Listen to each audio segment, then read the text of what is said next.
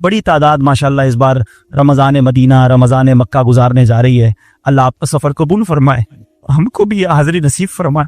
जो तड़प रहे अल्लाह उन्हें भी काबा दिखाए, उन्हें भी मदीना दिखाए। रमज़ान के उम्रे की तो क्या बात है, हदीस का मजमून है, जिसने रमज़ान में उम्रा किया वो ऐसा है जैसा उसने मेरे साथ हज किया। मगर एक बात याद रखना, संभल कर पाँव रखना ज़ायरों शहरे मदीना में, कहीं ऐसा ना हो सारा सफर बेकार हो। हमारा एक प्रॉब्लम है, वो प्रॉब्लम हम समझ नहीं रहे। वो प्रॉब्लम ये कि हमारी आदतें तो है ना बुरी, जिसको झूठ बोलने की आदत है, जिसको गीबत करने की आदत है, मादअल्लाह जिसकी जबान पर गालियां हैं, जिसको आंखों से हराम देखने की आदत है, मोबाइल फोन में सारे ही पेज लाइक किए हुए हैं, सारे ही ग्रुपों में शामिल है, रोज पता नहीं क्या क्या निगाहों के सामने आ रहा है। तो ये सारी आदतें लेकर जो मक्के में पहुंचेगा तो ऐसा थोड़ी कि फ्लाइट उड़ते ही आदतें यहां रह जाएंगी।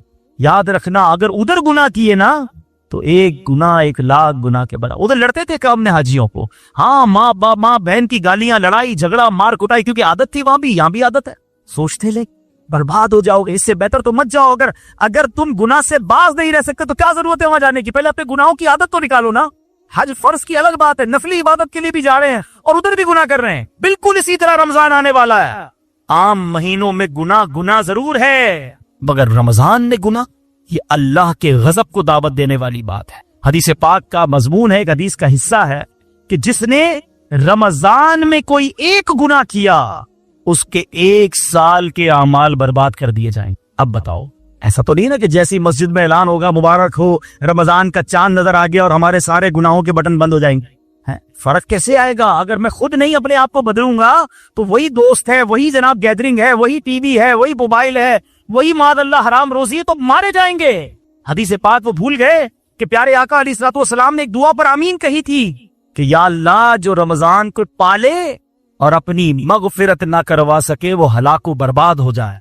जिब्रील अमीन ने दुआ की और नबी पाक ने आमीन कही थी। रमजान में भी मगफिरत नहीं हुई तो बर्बादी है। आज मैंने एक बड़ी कमाल की एक सुन्नत आपके सामने पेश करनी है, और नॉर्मली देखा यह गया है कि उस सुन्नत से बहुत सारे लोग अब दूर हो गए हैं। हालांकि ये इतनी प्यारी सुन्नत है, बगैर मेहनत बगैर कोशिश के नेकियों का अंबार लग जाता है, इतनी नेकियां, और आप इतने बड़े बड़े इनामात के हकदार बन जाते हैं।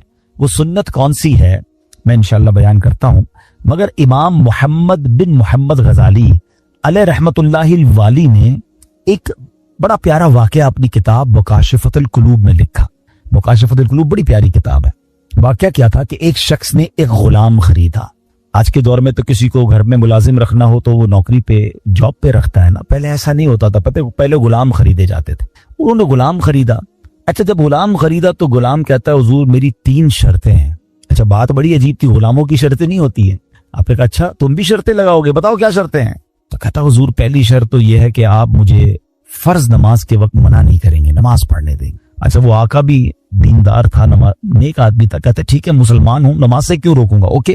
कहता दूसरी शर्त यह है कि दिन में जो चाहे काम ले लें, रात मुझे आप छोड़ देंगे। ठीक है मुझे काम दिन में लेना, मैं भी रात आराम करता हूं, तुम भी रात आराम करना। कहता तीसरी शर्त यह है कि आप मुझे अपने घर में कोई भी एक अलग से कमरा दे देंगे ताकि मैं सेपरेट रहूं। तो कहा ठीक है, मैंने भी सोचा था घर में बहुत सारे कमरे हैं, गुलाम का कमरा होता है तो मैं कमरा दे दूंगा। शर्तें कोई मुश्किल थी नहीं, आका ने एक्सेप्ट कर ली। गुलाम घर पर आया, बड़ा मेहनती गुलाम था, दिन में काम करता, रात अपने कमरे में चला जाता। एक दिन आका चलते चलते उसके कमरे के पास से जब गुजरा तो देखा अजीब मंजर है। कमरे की छत खुली हुई है, आसमान से नूर बरस रहा है, गुलाम सजदे में है, अल्लाह की इबादत कर रहा है और अल्लाह को रो रो कर ये अर्ज कर रहा है कि मेरे मौला मैं गुलाम हूं, दिन में मेरी ड्यूटीज हैं, अगर ये काम ना होता तो मैं दिन भी तेरी इबादत करता, रात भी तेरी इबादत करता। आका बड़ा हैरान हुआ कि ये मेरा गुलाम क्या चीज है? ऐसी इबादत, ऐसा नूर और ऐसी गुफ्तगू। अगली रात हुई तो अपनी बीवी को लिया कि चलो मैं तुम्हें एक मंजर दिखाता हूँ। अपनी ज़ौजा को लेकर गुलाम के कमरे के पास गया, फिर वही मंजर, छत खुली हुई है, आसमान से नूर बरस रहा है, गुलाम सजदे में वो है और अल्लाह से बातें हैं, बड़ी कैफियत। जब ये मंजर देखा तो वो मियाँ बीवी भी आंसू बहाने लगे, वो भी रोने लगे कि ये कैसा गुलाम है। सुबह हुई तो गुलाम को आका ने बुलाया और कहा कि हमें पता चल गया है तुम्हारी रात की इबादत हमने देख ली है। तुम अल्लाह से यही कह रहे थे ना कि या अल्लाह मैं मजबूर हूं, अगर दिन में भी फारिग होता तो तेरी इबादत करता, रात में तो तेरी इबादत करता हूं। तो हम मियाँ बीवी ने फैसला किया है कि आज के बाद तुम आजाद हो, जाओ दिन में भी इबादत करो, रात में भी अल्लाह की इबादत करो। अच्छा, हमारी जगह कोई होता तो बड़ा खुश हो जाता कि चलो यार इनाम मिल गया। गुलाम को आजाद होना बड़ी नेमत थी, मगर वो गुलाम दरअसल वो आका बनने के काबिल था। वही आका था, वो बड़ा कमाल का बंदा था। वो पता क्या कहता है, जब आका ने कहा ना मुझे पता चल गया तुम रात क्या करते हो और इस वजह से मैं तुम्हें आजाद करता हूं, तो वो गुलाम अल्लाह की बारगाह में कहता है, या साहिब सिर्र इन्न सिर्र कद ज़हरा, ए राज रखने वाले मौला, ए साहिब राज तो खुल गया। वला उरीदु हयाती बाद मश्तहरा, ए अल्लाह मैं अब राज खुलने के बाद जिंदा नहीं रहना चाहता। और ये कहा और उसकी रूह निकल गई, उस जमीन पे बॉडी आती है और वो इंतकाल कर जाता। ऐ मेरे प्यारे इस्लामी भाई, अब गौर कीजिए, इस वाक़े से बहुत सारे लेसन मिलेंगे। जो मैंने कहा था ना कि नबी पाक की एक सुन्नत बयान करनी है, वो सुन्नत कौन सी है? वो सुन्नत है जिक्र इलाही। मेरे आका खूब अल्लाह का जिक्र करते थे। कितना जिक्र करते थे आपको मैं अंदाजा करवाता हूं, आपको अंदाजा हो जाएगा। नबी पाक सोने से पहले अल्लाह का जिक्र, जागने के बाद अल्लाह का जिक्र, खाने से पहले अल्लाह का जिक्र, खाने के बाद अल्लाह का जिक्र है। प्यारे आका घर से निकलते हुए अल्लाह का जिक्र, घर में दाखिल होते हुए अल्लाह का जिक्र, कदम कदम पर अल्लाह का जिक्र। कैसे? ये सब चीजों की दुआएं हैं ना, खाने से पहले की दुआ, खाने के बाद की दुआ, पानी पीने से पहले की दुआ, पानी पीने के बाद की दुआ, आईना देखने की दुआ, सुरमा लगाने की दुआ। इसका मतलब क्या है? दुआ क्या है? जिक्र इलाही है ना, अल्लाह से बातें करना है ना। नबी पाक कदम कदम पर अल्लाह को याद करते। सूरज ग्रहण की दुआ, चांद ग्रहण की दुआ, बारिश बरस रही है फिर दुआ, बादल गरज रहे हैं फिर दुआ, कदम कदम पर दुआएं। कितना अल्लाह का जिक्र करते थे। और आज बताओ, पूरा पूरा दिन गुजर जाता है, हम कितना अल्लाह का जिक्र करते हैं। ये गुलाम कितना अल्लाह का जिक्र करता था कि रात भर अल्लाह की इबादत है। और तमन्ना क्या है? मौला दिन भी मिल जाता तो दिन भी तेरी इबादत करता, दिन भी तुझे याद करता, दिन भी तेरा जिक्र करता। जिक्र इलाही पर मैं इंशाल्लाह आगे बात करता हूं, मगर इस वाक़े से एक और बड़ा कमाल का मैसेज मिल रहा है। उस गुलाम की इबादत लोगों को पता चल गई है, उसका राज खुल गया। वो कहता है, मौला अब जीना नहीं है, मैं तो इबादत तेरे लिए करता था ना, मैं जानता था मालिक तू जानता था, अब तो लोगों को पता चल गया। अब बताएं हमारा क्या हाल है? हम तो इबादत बहुत सारे लोग करते ही इसलिए कि लोगों को पता चल जाए। वो इसलिए कर रहा है कि रब देखे और कोई ना देखे। और हमारी अक्सरियत इन कामों में लगी हुई है कि दुनिया देखे मैंने क्या किया है? नेकी कर दरिया में डाल, बचपन में सुनते थे, अब नेकी कर सोशल मीडिया पे डाल। जो करना है लोगों को बताना है, जो नेकी है सबको बताना है। अपने दिल से पूछो ना, क्यों जी चाहता है कि मेरी नेकियां लोगों को पता चलें? पता है इखलास की तारीफ क्या है? उलमा फरमाते हैं, what is the meaning of इखलास? इखलास इसको कहते हैं कि बंदा जिस तरह अपने गुनाहों को छुपाता है, इस तरह अपनी नेकियों को छुपाए। बताइए ना, हम इस तरह अपने गुनाह, कोई है जो यहाँ ये चाहता हो मेरे गुनाह सबको पता चल जाए? कोई भी नहीं चाहता। मगर नेकी सबको पता चलनी चाहिए। नहीं, कुछ नेकियां तो ऐसी कीजिए ना जो फकत मैं जानूं, मेरा रब जाने। मैं नेकी करने के बाद मुझे क्यों ख्याल आता है कि यार सामने वाले को पता तो चले मैं हाजी हूं, मैं हाफिज हूं, मैं नमाजी हूं, मैं रोजादार हूं, मैंने ये नेकी की है, मैंने फला काम किया। वाई? क्यों? अगर दिल में तमन्ना यह है कि लोगों की वाह वाह मिलेगी, तो पता है इसको रियाकारी कहते हैं। और रियाकारी को शिर्क असगर कहा गया हदीसों में। छोटा शिर्क। शिर्क किसको कहते हैं? शिर्क के माना यह कि अल्लाह की तरह किसी को इबादत के लायक समझना, ठीक है ना, यानी अल्लाह की जातो सिफात में या तो किसी को शरीक मानना या किसी को माद अल्लाह की तरह इबादत के लायक समझना, ये शिर्क है। बंदा इस्लाम से खारिज हो जाएगा। अब इसको शिर्क असगर क्यों कहा गया? कि बंदा पढ़ तो नमाज रहा है, रख तो रोजा रहा है, सदका कर रहा है, खैरात कर रहा है, इबादत अल्लाह की कर रहा है, मगर दिल में तमन्ना है कि लोग राजी हो जाएं, लोग खुश हो जाएं। नीयत क्या है? नीयत रब को राजी करने की नहीं, लोगों को राजी करने की। अब हम चेक कर लें कि कहीं ऐसा तो नहीं कि शैतान हमारे अंदर ये वबा दाखिल कर चुका है कि पहले तो नेकी नहीं करने देता, लेकिन नेकी कर ले तो फिर छुपाने नहीं देता, फिर बचाने नहीं देता, फिर ऐसे ऐसी बातें दिल में लाता है कि इसको भी बता दे, इसको भी बता दे। क्यों? हमारा जी क्यों चाहता है एक एक नेकी की तस्वीर हमने लगानी है ताकि लोग देखे मैंने ये चंदा दिया, ये राशन दिया, ये फला काम किया। मैं वैसे आपके दिल के दरवाजे पर दस्तक देते हुए एक सवाल करना चाहता हूं कि जरा ये तो चेक कीजिए, ये मेरे लिए भी सवाल है, ये आपके लिए भी है, कि हमारी ऐसी कितनी नेकियां हैं जो सिर्फ मैं जानूं और मेरा रब जाने। अपने आप से पूछिएगा, अकेले में पूछिएगा कि ऐसा क्या मैंने किया है नेकी का काम जो और किसी को नहीं पता, मैं जानूं और मेरा रब जाने। आपको पता है पहले के जमाने के कुछ बुजुर्गान दीन ऐसे होते थे कि वो गरीबों की मदद करते थे, मगर उन गरीबों को भी पता नहीं चलता था कौन मदद कर रहा है। बाज औकात उन बुजुर्गों का इंतकाल होता ना तो लोग कहते यार वो हर महीने मदद आती थी, राशन आता था, अब नहीं आ रहा, तो पता चलता था कि वो फलां बुजुर्ग का विसाल हुआ है, वो हर महीने मदद करते थे, मगर कभी उन्होंने नहीं बताया, पता लगने भी नहीं दिया। और आज हम किसी की मदद करें तो उस पर एहसान जताते हैं, भाई याद है ना मैंने मदद की थी, भूल तो नहीं किया, तेरा साथ दिया था। हर महीने अगर किसी की मदद कर रहे हैं तो हर महीने एहसान जता रहे हैं, हर महीने उस पर रोब झाड़ रहे हैं। नहीं मेरे प्यारे इस्लामी भाई, नेकी कीजिए मगर अल्लाह के लिए, कुछ ऐसी तिलावत, कुछ ऐसे नवाफिल। आप देखे ना तहज्जुद बंदा कब पढ़ता है? रात को पढ़ता है, बाज़ औक़ात अकेले में पढ़ता है, जब कोई नहीं देख रहा, दुनिया सो रही है, आप तहज्जुद पढ़ रहे। क्या कमाल का ये काम है कि मैं जानूं रब जाने, मगर शैतान को सब्र नहीं आता ना, वो कहता है इसने तहज्जुद पढ़ ली है तो जन्नत में चला जाएगा, अब इसकी तहज्जुद कैसे खराब करूं? तो वो क्या करता है, वो दिल में ख्याल डालता है कि ऐसा करो दूसरों को बताओ। वो क्या करता है, सुबह उठ के कोई ना कोई बहाना चाहिए। अब कुछ लोग पता है क्या करते हैं, यार आज बहुत थका हुआ हूं। खैरियत, क्यों थके हुए? वो मैं तहज्जुद से उठ जाता हूं ना। अच्छा माशाल्लाह, तहज्जुद भी पढ़ते हैं। बस उसने ये कहना है तो साढ़े दिल विच ठंड पै गई कि इन्होंने सारी तहज्जुद दा पता चल गया। पता तो चल गया, डिलीट भी हो गया भाई। क्यों पता चल गया, क्यों बताना है? अल्लाह करे ये बात इस गुलाम के इस वाक्य से कैसी बात सीखने को मिल रही है। मालिक को पता चल गया, हालांकि उसने नहीं बता, हम तो बताते हैं, इसने बताया नहीं था, ये तो छुप के कर रहा था, मगर पता चल गया तो कहता है मौला अब राज ही खुल गया तो अब जीने का क्या फायदा। हाय हाय, गुलाम तो नहीं कहूंगा, इस आका के सदके अल्लाह मुझे भी इखलास नसीब फरमाए, आपको भी नसीब फरमाए। अच्छा, अब बात करते हैं सुन्नत रसूल, जिक्र इलाही की। हाय हाय, कैसा कमाल का काम है ये जिक्र इलाही। अल्लाह करीम किस तरह कुरान मजीद में हमें जिक्र करने का हुक्म इरशाद फरमाता है, फरमाया या अय्युहल्लज़ीना आमनुज़्कुरुल्लाह ज़िक्रन कसीरा। आसान तर्जुमा है कुरान कंजुल ईमान, ए ईमान वालो अल्लाह को बहुत याद करो। कितना? नबी पाक अलैहिस्सलाम की हदीस है, अल्लाह को इतना याद करो, इतना जिक्र करो कि लोग तुम्हें दीवाना कहने लगे। बस अल्लाह की याद करते रहा करो, जिक्र इलाही करते रहा करो। है मगर हमारा हाल क्या है कि जबान फजूल बातें तो करती है मगर अल्लाह का जिक्र नहीं करती। हमारे बुजुर्ग कैसे जिक्र करते थे?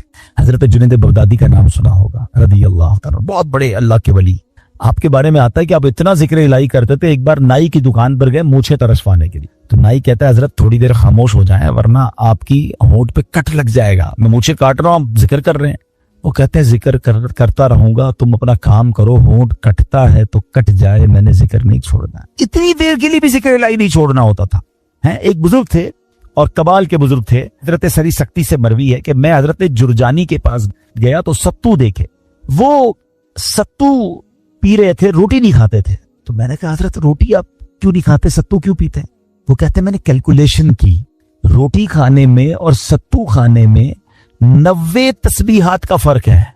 मैं अगर सत्तू पीता हूं तो पेट फिर भी भर जाता है, मगर मैं रोटी खाता हूं तो टाइम ज्यादा लगता है।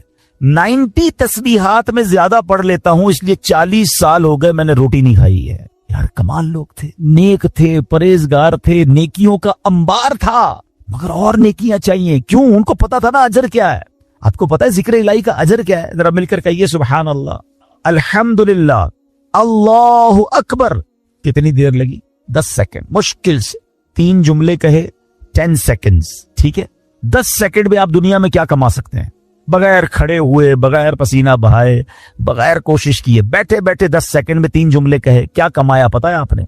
मेरे नबी अलैहिस्सलाम के सच्चे वादे हैं, जो एक बार सुभान अल्लाह कहे जन्नत में दरख्त लगा दिया जाता, एक बार अल्लाहु अकबर कहे जन्नत में दरख्त, एक बार ला इलाहा इल्लल्लाह कहे जन्नत में दरख्त। मुझे बताओ तो सही कितनी देर लगती है?